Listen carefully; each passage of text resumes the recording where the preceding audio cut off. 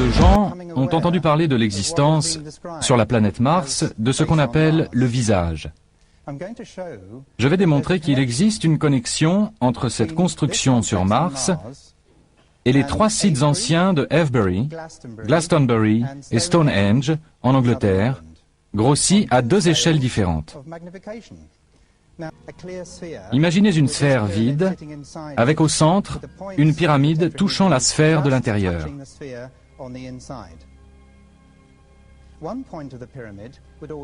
Un des sommets de la pyramide serait au pôle sud de la planète. Le plan, formé par la base et contenant les 3 autres sommets, est toujours à 19,47 degrés. Et nous avons trouvé que la même chose se produit avec la plupart des planètes de notre système solaire. Les 2 cas notables étant la tache rouge de Jupiter et la tache noire de Neptune.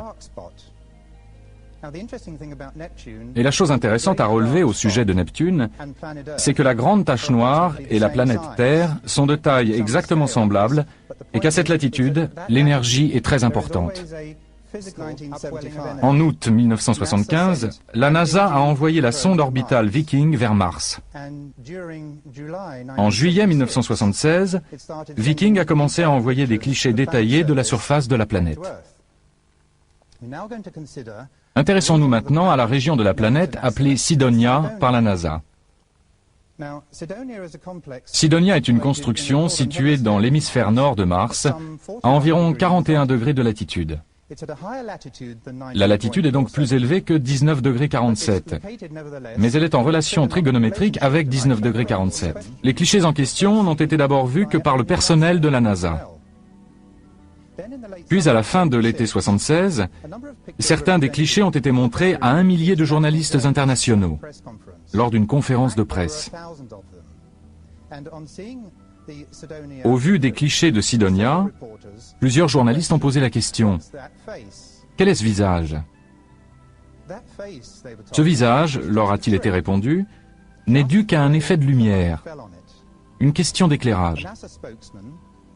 Le porte-parole de la NASA a ajouté qu'un cliché pris quelques heures plus tard ne présentait plus de traces de ce visage. Il faut dire à leur décharge que les présentateurs de la conférence de presse faisaient un discours plus ou moins improvisé et que l'on ne pouvait donc pas s'attendre à un exposé rigoureux. Quoi qu'il en soit, quelques heures plus tard, donc, la région de Cydonia aurait été plongée dans l'obscurité la plus complète après le coucher du soleil et Viking aurait donc pris des clichés plus à l'ouest. D'autre part, 2 séries de clichés de Cydonia ont effectivement été prises, l'une à 10 degrés et l'autre à 27 degrés d'élévation par rapport au Soleil, et ce, à 35 jours d'intervalle. Or, ces 2 séries d'images montrent clairement le visage et il n'y a aucun effet de lumière. La NASA a menti. 3 ans plus tard seulement, en 1979, Vince DiPietro et Gregory Molenar, 2 spécialistes américains des images traitées par ordinateur, travaillant à la photothèque de l'American National Space Science Data Center, tombèrent non pas sur une, mais sur les 2 séries de clichés de Cydonia. Selon leurs propres mots, ils ont été stupéfaits par ce qu'ils ont vu. Pour en revenir à Mars, voici une mosaïque de quelques-uns des clichés de la NASA vus par DiPietro et Molenar dans les années 70. Mais sur cette illustration, les images ont été récemment retravaillées sur ordinateur aux États-Unis puis à Londres.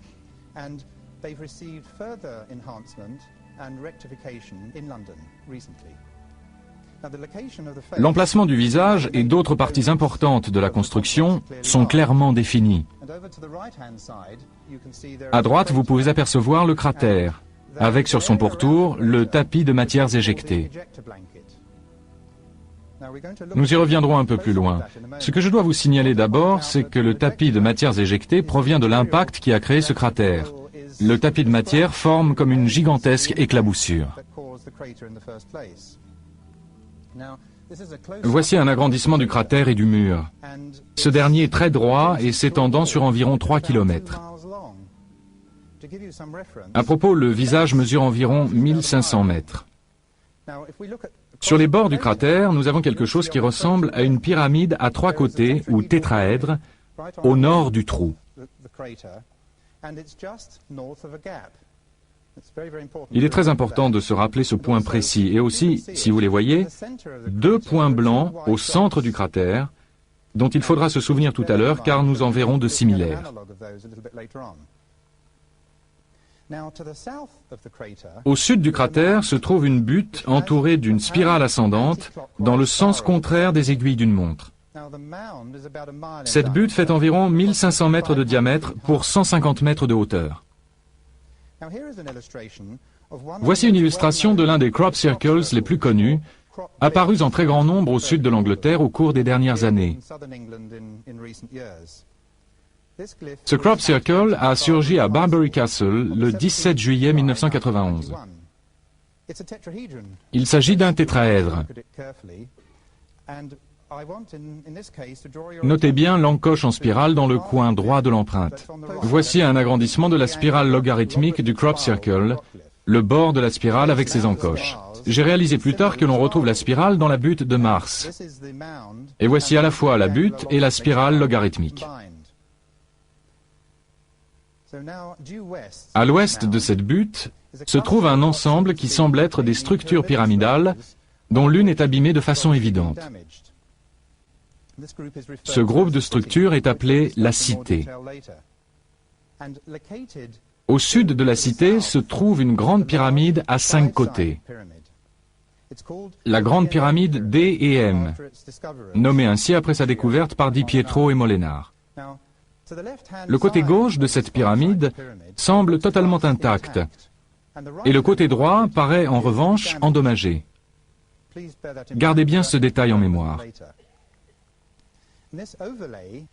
Ce transparent permet de bien voir les faces de la pyramide à 5 côtés.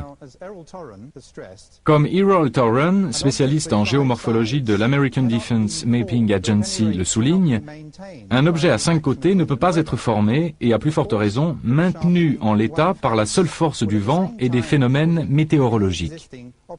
Car la force qui accentue l'une des faces causera inévitablement l'érosion de la face ou du côté opposé.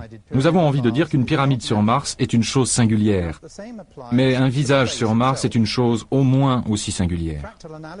L'analyse fractale utilisée pendant la guerre du Golfe a été employée ici, et comme vous pouvez le voir, l'analyse fractale est à droite et l'image originale à gauche.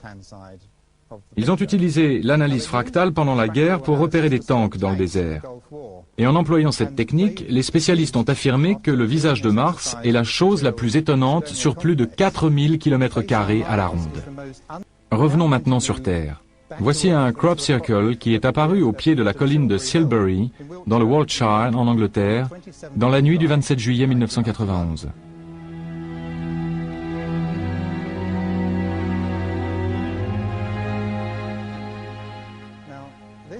Ce crop circle m'a incité à observer attentivement une photo aérienne dans le livre d'Aubrey Burle, Avebury au temps de la préhistoire.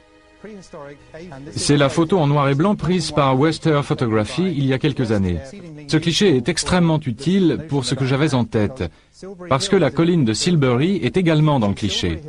Alors voilà la colline de Silbury dans le coin supérieur droit, et au premier plan, le cercle d'Avebury et son fossé. Et je suppose que j'ai eu quelque chose comme une réminiscence lointaine. Je ne peux pas l'expliquer autrement. Je me suis dit, voici ce qu'on verrait si on atterrissait sur Mars auprès des constructions. En regardant par le hublot du vaisseau, on verrait en contrebas le cratère dont nous avons déjà parlé, et au loin, la butte en spirale.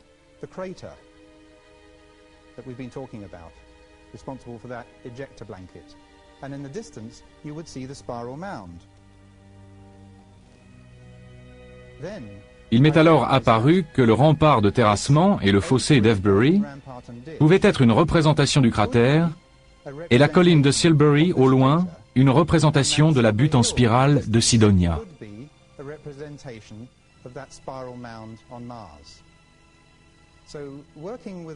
En utilisant une carte de la région à grande échelle de l'Institut géographique, et plein d'enthousiasme, j'ai alors soigneusement superposé la carte et les constructions martiennes, et j'ai trouvé des rapports étonnants. C'est-à-dire que quand la structure, butte et cratère de Cydonia est réduite dans la proportion de 14 pour 1, 14 miles sur Cydonia équivalent à 1 mile à Avebury, Elle correspond parfaitement à Avebury-Silbury.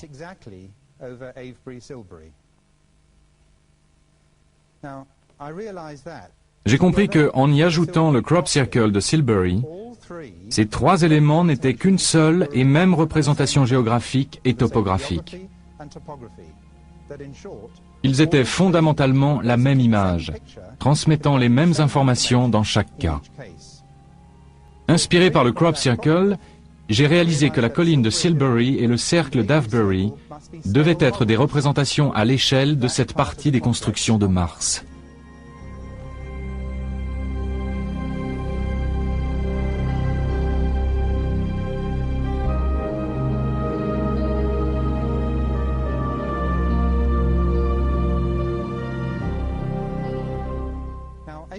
Le cercle mégalithique d'Avebury, quant à lui, est l'un des plus grands et des plus beaux qui soient, de 400 mètres de diamètre et d'une rare complexité.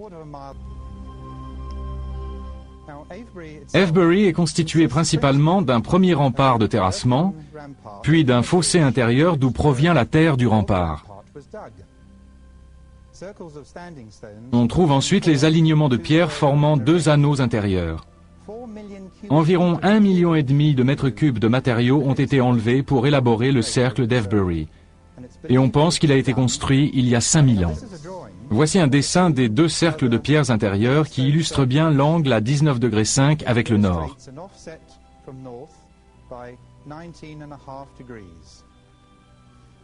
Mais regardez maintenant le centre de ces deux cercles de pierre. Ces deux cercles n'existent plus. Ils sont abîmés, mais des experts en ont fait une reconstitution. Les deux repères blancs que je vous ai montrés sur le cratère de Mars correspondent aux deux pierres qui marquent le centre des deux cercles de pierre d'Avebury. On commence à assembler les pièces du puzzle. Les gens qui ont vécu et travaillé sur Mars ont été dans l'obligation d'agir sur l'environnement. Ils avaient besoin d'une atmosphère, de rendre la planète habitable, au moins temporairement. Nous pensons qu'ils ont installé dans le cratère deux gigantesques éléments de technologie appelés disques tournants. Vous en entendrez parler au cours des prochaines années. Il est probable que la NASA fasse des expériences sur les disques tournants. Nous en parlons dans notre livre. Nous pensons que non seulement cette technologie fournit l'énergie des vaisseaux spatiaux, mais aussi peut injecter des gravitrons dans la planète. En agissant ainsi, on peut augmenter la masse apparente de la planète et lui permettre de tourner à la bonne vitesse et d'avoir ainsi une atmosphère. Je suis intimement convaincu que les deux cercles d'Avebury sont là pour immortaliser l'emplacement des disques tournants sur Mars.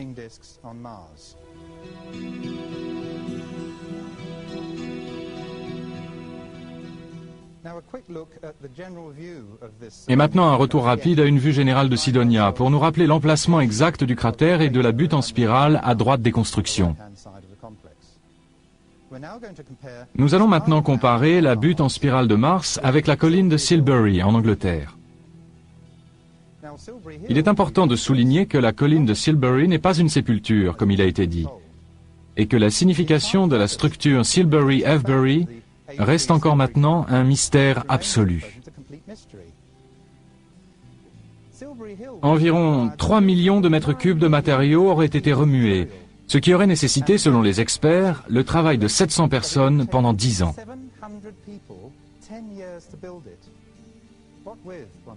Avec quoi ont-ils travaillé? Et pourquoi? Y avait-il vraiment 700 personnes vivant ici à l'époque?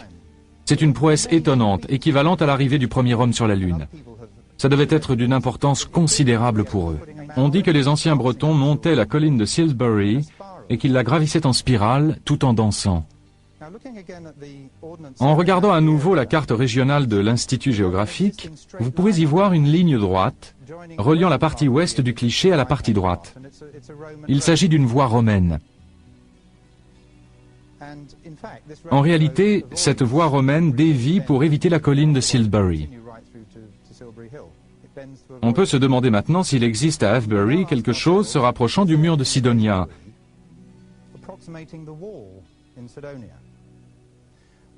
Eh bien, nous avons tracé une ligne partant du centre de la colline de Silbury jusqu'au centre d'Avebury Manor. Voici Avebury Manor.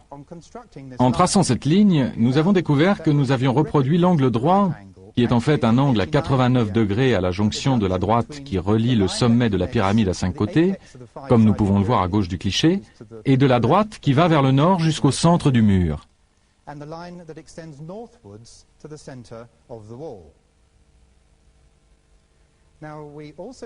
Nous avons également tracé une ligne droite partant du centre de la butte en spirale de Sidonia jusqu'à la pyramide tétraèdre sur le bord du cratère.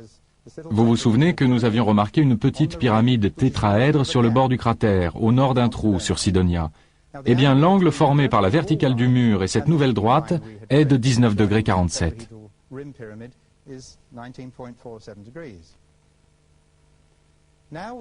Et nous voici de nouveau au pays des merveilles, pas celui des merveilles imaginaires d'Alice, mais celui des vraies merveilles, dans le sens de mystère. Sur la carte de l'Institut géographique, nous avons déjà observé une petite marque, une petite butte sur le rempart d'Avebury, exactement à l'endroit où se trouve la pyramide à 5 côtés sur le bord du cratère de Sidonia. En d'autres termes, la marque indiquée par les géomètres est exactement la même que sur Sidonia. Cette butte se situe juste au-dessus d'un trou dans le rempart d'Avebury. Exactement de la même façon que sur Mars, la pyramide se trouve au-dessus d'un trou dans le bord du cratère de Sidonia. C'est une image miroir. À Avebury, c'est une route qui est la cause du trou, ou du moins elle remplit le trou. C'est la seule butte mentionnée sur le rempart d'Avebury par les géographes de l'Institut, et c'est visiblement l'équivalent du tétraèdre de Mars. Cette pyramide sur le rempart d'Avebury, au nord d'un trou, en miroir de la pyramide tétraèdre sur le bord du cratère de Sidonia, au nord d'un trou, apporte à ce cas une confirmation finale s'il en était besoin. Voici maintenant un dessin du crop circle de la colline de Silbury. Nous retrouvons ici notre angle de 19 degrés 47. J'ajouterai seulement que les structures et les crop circles que nous étudions peuvent générer facilement d'autres angles de 19 degrés 47. Ce crop circle, toutefois, contient une mine d'informations dont, par exemple, les rapports de masse entre Mars et la Terre. Mais y a-t-il à Avebury quelque chose de plus précis pour indiquer le mur? Dans cet agrandissement haute définition, notez d'abord la position de l'église. Nous avons remarqué sur une photo aérienne, à l'extrême limite nord de l'endroit où aurait pu se trouver la crête du mur, il existait une ligne de dépression à champ ouvert au nord d'Avebury Manor. Eh bien, directement dans l'axe de la projection hypothétique de la colline de Silbury et correspondant à l'échelle du transparent, se trouvait un fossé mal comblé et les traces d'un mur de remblai. Un archéologue de la région qui travaille pour le National Trust depuis 25 ans nous a dit qu'il s'agissait de l'axe nord-sud de l'ancien village. Le tracé passait apparemment sous le village actuel et allait presque jusqu'au parking. Les restes du fossé et du mur peuvent être les vestiges d'une ancienne route, comme le pense l'archéologue, mais il y avait sûrement un but plus important à cela, comme celui d'être la représentation du mur de Mars. Revenons maintenant à la pyramide à 5 côtés et à sa correspondance éventuelle. La ligne de base du triangle que nous avons placé sur la carte de l'Institut géographique partait, vous vous en souvenez, du sommet de la pyramide à 5 côtés de la colline de Silbury. C'était la voie romaine. En faisant demi-tour et en regardant dans la direction opposée, on s'aperçoit que cette ligne droite reliant la colline de Silbury au sommet de la pyramide monte en pente douce jusqu'à un tumulus caractéristique, une butte de terre entourée d'un bosquet d'arbres. Le seul accident de terrain sur au moins 1600 mètres à la ronde. En se rapprochant, on distingue autre chose. Une stèle érigée au sommet de la butte.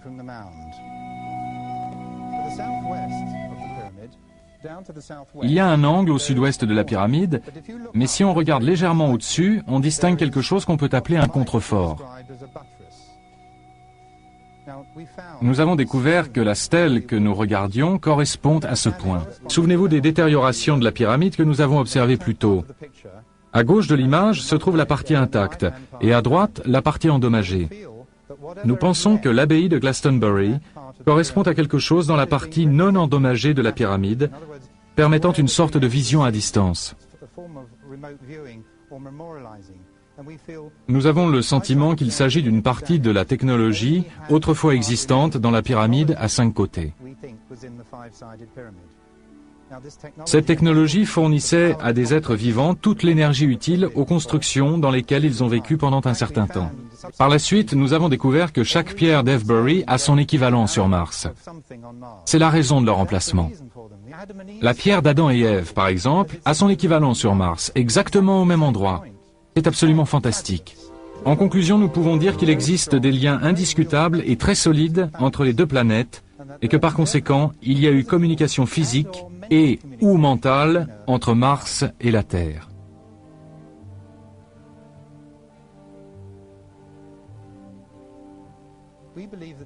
Nous sommes persuadés que ces informations ne sont pas seulement un message concernant une construction spécifique sur Mars. Il s'agit d'un message codé concernant les rouages secrets de l'univers. Permettez-moi de faire ici un lien avec les mathématiques. Cela implique quelque chose appelé topoglie, qui est expliqué dans le livre 2/3. Je ne vais pas vous ennuyer trop longtemps avec les maths, mais les scientifiques aiment les maths. Elles aident à prouver certaines théories. Cela fait partie d'une expérience conduite par Karl Monk aux États-Unis. Il a trouvé le nombre que vous voyez sur la carte, obtenu en divisant la latitude par la longitude d'Avebury, et on trouve alors le point central d'Avebury. Quand on décimalise ces deux nombres, on trouve un nombre qui équivaut au yard mégalithique. Et nous avons également découvert que ce yard mégalithique était une constante astronomique. Vous voyez ces calculs qui nous donnent la distance Terre-Lune la plus courte.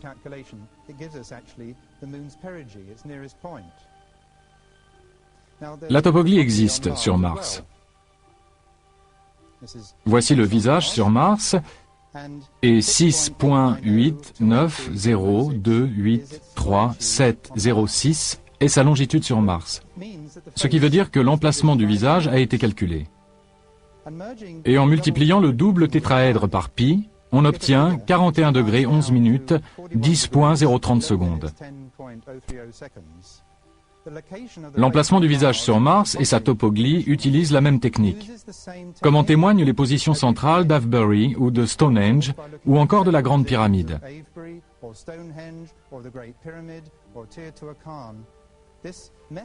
Cette méthode de topoglie est comme une matrice hyperdimensionnelle. L'emplacement du visage sur Mars n'est certainement pas dû au hasard, comme voudrait nous le faire croire la NASA.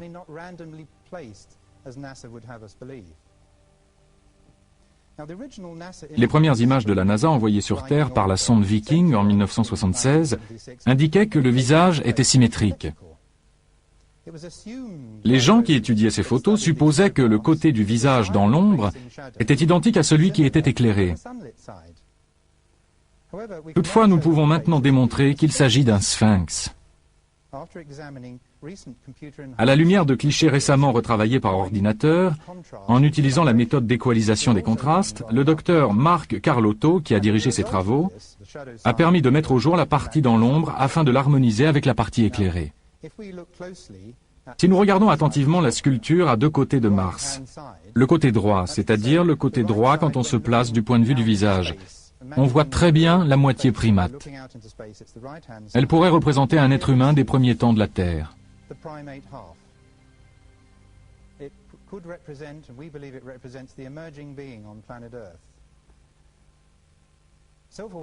Les êtres intelligents ont une conscience, ont une âme.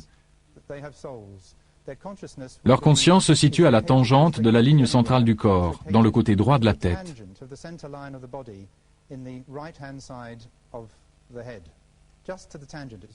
Cela expliquerait pourquoi le côté hominidé est dans la partie droite et le côté léonin dans la partie gauche de la sculpture. Voici le côté gauche.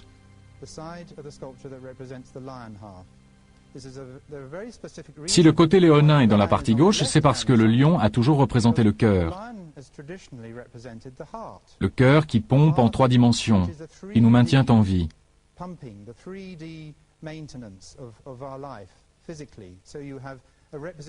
On a donc un symbole de l'âme de l'être conscient et un symbole de la réalité de l'être. Le physique et l'hyperdimensionnel rassemblés dans une sculpture moitié homme, moitié lion. Tout cela est expliqué en détail dans notre livre. C'est un concept extraordinaire et je pense que des êtres ont travaillé longuement à l'élaboration de ce visage, que ce soit pour leur bénéfice ou pour le nôtre.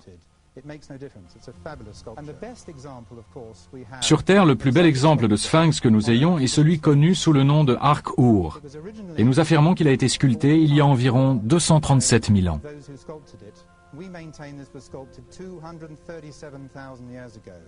Les lecteurs de notre livre, 2/3, en comprendront les raisons. Ce qui nous importe ici, c'est que le sphinx est à moitié homme, à moitié lion, et qu'il est situé à proximité de pyramides.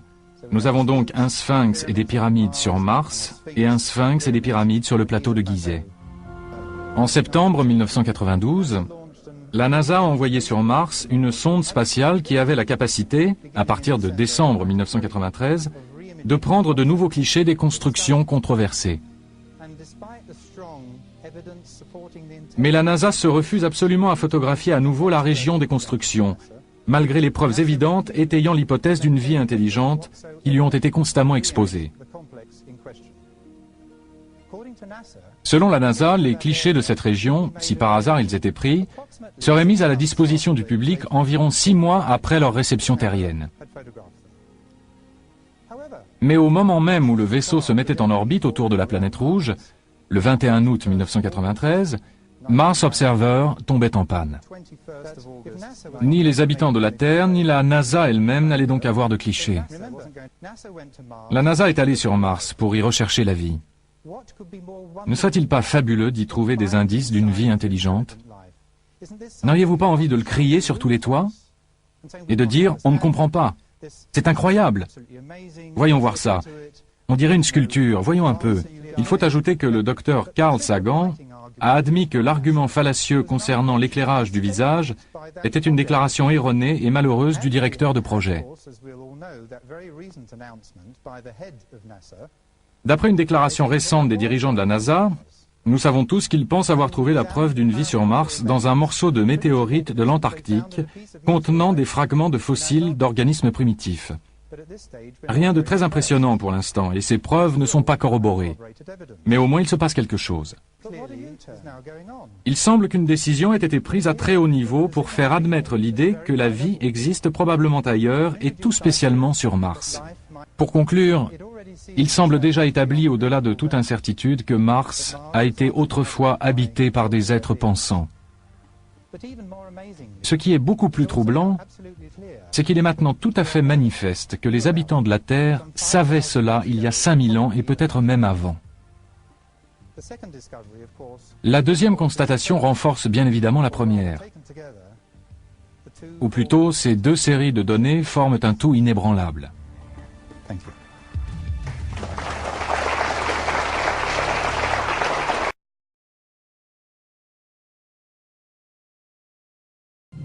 La dernière sonde américaine Mars Global Surveyor photographie la planète Mars depuis avril 1998 à l'aide de nouvelles caméras possédant une résolution 10 fois supérieure à celle de la sonde Viking 1 qui survola Mars en 1976. Les chercheurs du monde entier attendent beaucoup de cette mission afin de pouvoir peut-être élucider enfin le mystère du visage et des pyramides qui se trouvent dans la région de Cydonia. Les toutes premières photos publiées sur Internet par la NASA semblent montrer que le visage, s'il garde toutes ses caractéristiques faciales, a perdu une partie de son pouvoir évocateur. Il faudra étudier attentivement les prochaines séries de photos avant de tirer des conclusions définitives.